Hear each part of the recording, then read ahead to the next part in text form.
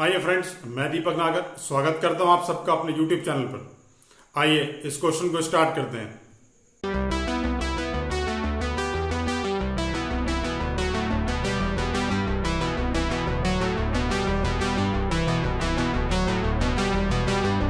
Question number 28 देखेंगे। Topic का नाम है not for profit organisation, DK Goyal class 12 की बुक में से। क्वेश्चन में हमें रिसिप्ट एंड पेमेंट अकाउंट दे रखा है और हमसे बोला इनकम एंड एक्सपेंडिचर और बैलेंस शीट प्रिपेयर करें। आइए क्वेश्चन को देखते हैं। सबसे पहले एडजस्टमेंट से स्टार्ट करेंगे। सब्सक्रिप्शन आउटस्टैंडिंग दे रखा है, तो सब्सक्रिप्शन की फिगर देखते हैं। रिसिप्ट एंड पेमेंट में कितनी लिखी है?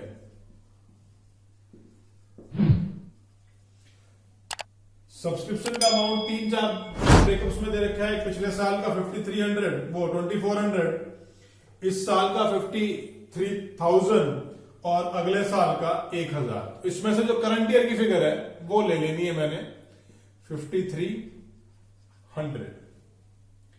अब नीचे देखेंगे एडजस्टमेंट क्या लिखी है। आउटस्टैंडिंग पिछले साल का है 3000, तो क्योंकि पिछले साल का आउटस्टैंडिंग है तो ओपनिंग बैलेंस शीट में डाल देते हैं। आइए,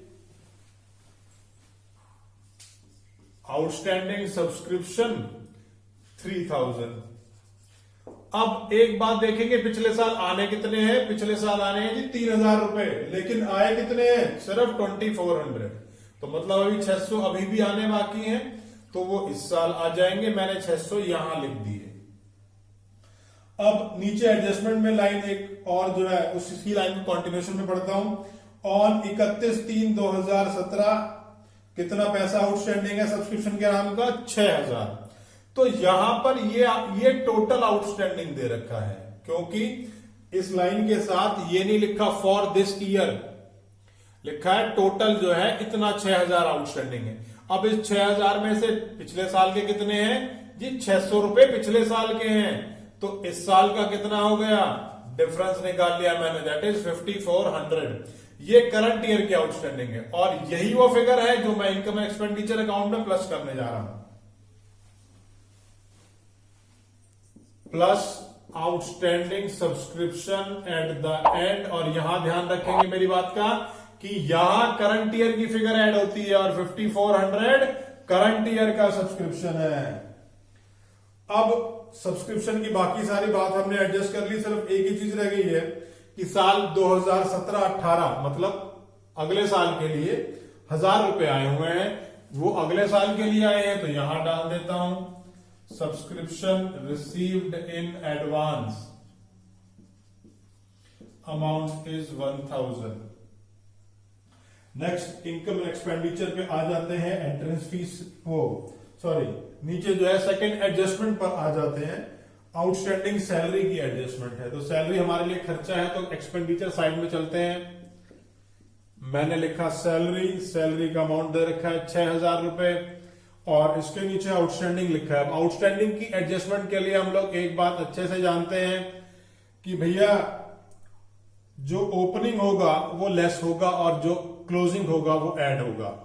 अगर इस ओपनिंग क्लोजिंग के फंडे पे कोई भी कंफ्यूजन है तो डिस्क्रिप्शन बॉक्स में एक लिंक दे रखा है, वहां जाकर के उस लिंक को देखें और वहीं पर मेरे सारे लेक्चर वीडियोस भी हैं, उनमें से किसी भी टॉपिक पर जहां भी आपको डाउट है उसे देख सकते हैं।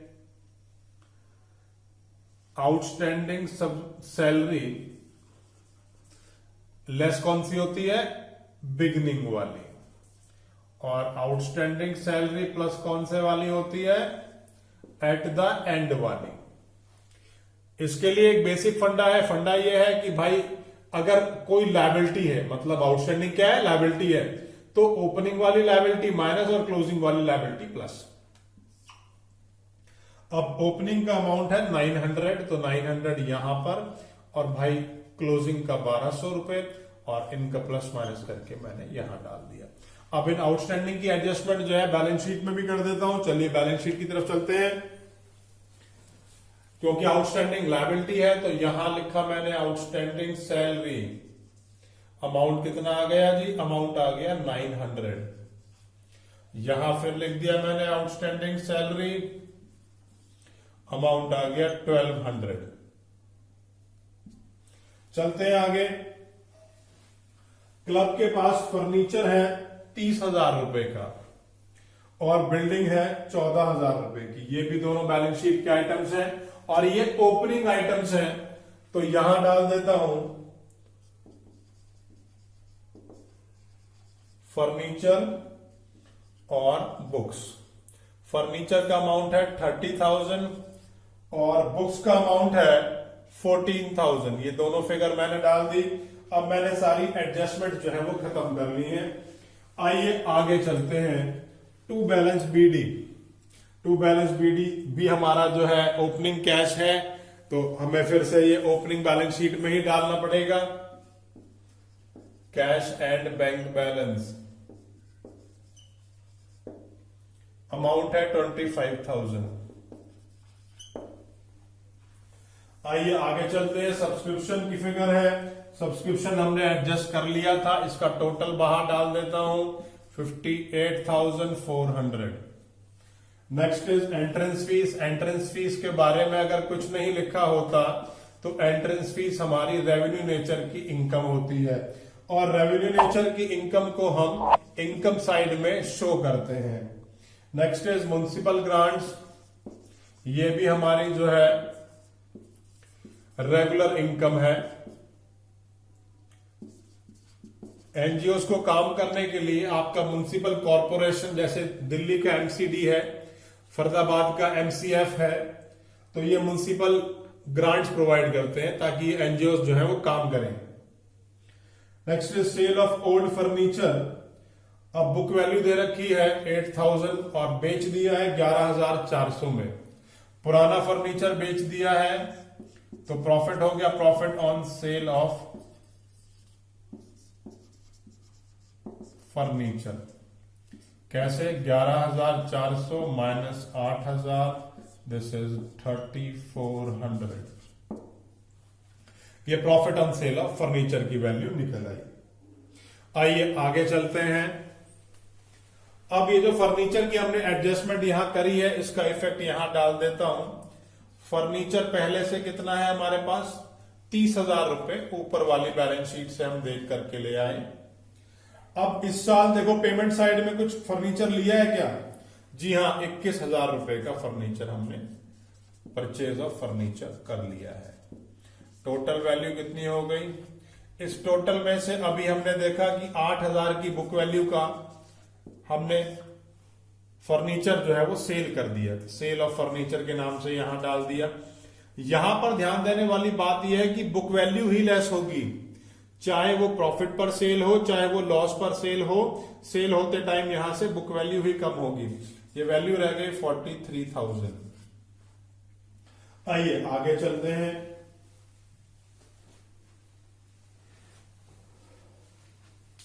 अब सैलरी की एडजस्टमेंट है पेमेंट साइड से। सैलरी तो एडजस्ट कर ली, उसके बाद न्यूज़पेपर। न्यूज़पेपर की वैल्यू है 4,100। उसके बाद इलेक्ट्रिसिटी बिल, ये भी रूटीन वाला खर्चा है।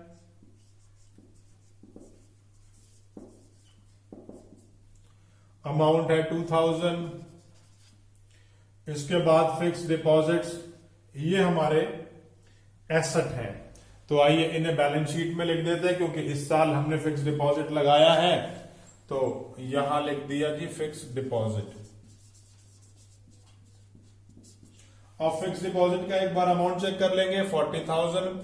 एक चीज और भी यहां देखने वाली है कि रेट ऑफ इंटरेस्ट दे रखा है और उनकी डेट ऑफ परचेज भी दे रखी है, और हम अगर रिसिप्ट साइड में देखें तो कोई इंटरेस्ट रिसीव नहीं हुआ।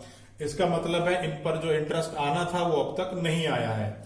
अब जब नहीं आया है तो हम उसे कैलकुलेट कर लेते हैं और उसे इनकम साइड में लिखेंगे। आइए, by accrued interest on fix deposit. Amount कैसे कैलकुलेट होगा भैया? 40,000 आपने इन्वेस्ट करे हैं, 9% is the rate of interest, और 1 जनवरी 2017 से 31 मार्च 2017 तक 3 महीने का पीरियड हो जाता है।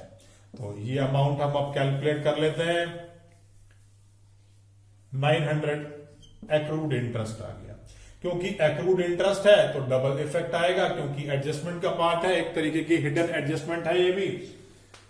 तो मैंने एक्रूड इंटरेस्ट के नाम से ऑन फिक्स डिपॉजिट यहां डाल दिया 900। चलिए आगे चलते हैं, बुक की बात करेंगे। बुक भी हमारा बैलेंस शीट में ही आएगा। बुक ऊपर भी हमें दे रखी है इस ओपनिंग वाली बैलेंस शीट में 14,000 पर, तो 14,000 तो वो, और इस बारी कितना परचेज किया है, इस बारी परचेज किया है हमने 21,200, दोनों को प्लस कर लिया 35,200। Next is rent. अब रेंट हमारा खर्चा है तो एक्सपेंडिचर साइड में आ जाते हैं और वहां लिख देंगे इसको, तो टू रेंट। अमाउंट है 13,600। Next is furniture. फर्नीचर को तो हमने एडजस्ट कर ही लिया था। अब बात कर लेते हैं कैरेट डाउन की। तो कैरेट डाउन तो कैश और बैंक का बैलेंस होता है, तो cash and bank balance amount है 7,400। अब एक बार जरा ओपनिंग बैलेंस शीट को चेक कर लेते हैं, कोई ऐसी फिगर है जो ऊपर हमने लिखी हो और नीचे नहीं लिखी। आउटस्टैंडिंग सब्सक्रिप्शन हर साल का चेंज होता है, फर्नीचर को नीचे ले आए थे, बुक्स को भी ले आए थे, और कैश का बैलेंस हर साल डिफर हो जाएगा। तो कोई भी ऐसी चीज नहीं है जो आपने ऊपर वाली बैलेंस शीट में आपके पास हो और आप उसे नीचे नहीं लाए। आइए इस क्वेश्चन का टोटल कर लेते हैं।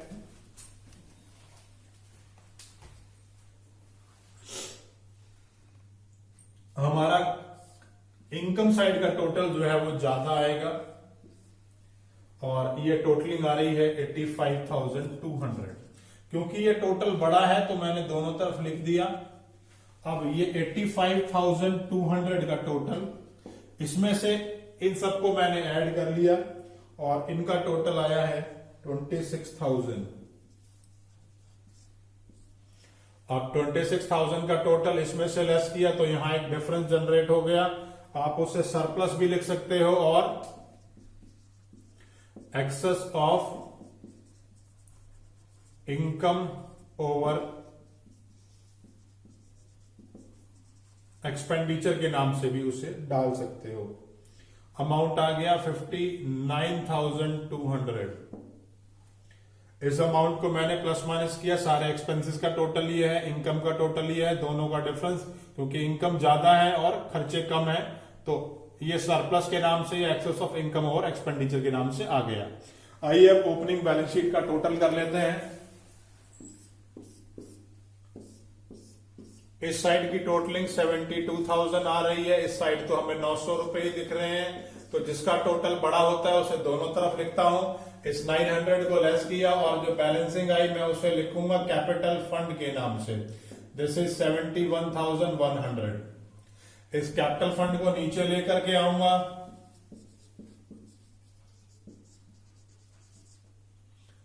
71,100, और जितना भी अभी सरप्लस निकाला था हमने क्वेश्चन में, सरप्लस कितना था 59,200, दोनों को मैंने प्लस कर लिया एंड द अमाउंट इज 1,30,300।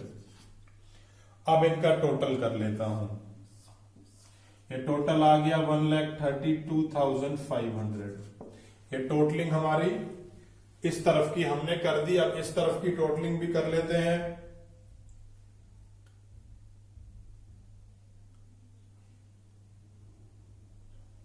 ये टोटलिंग भी मेरी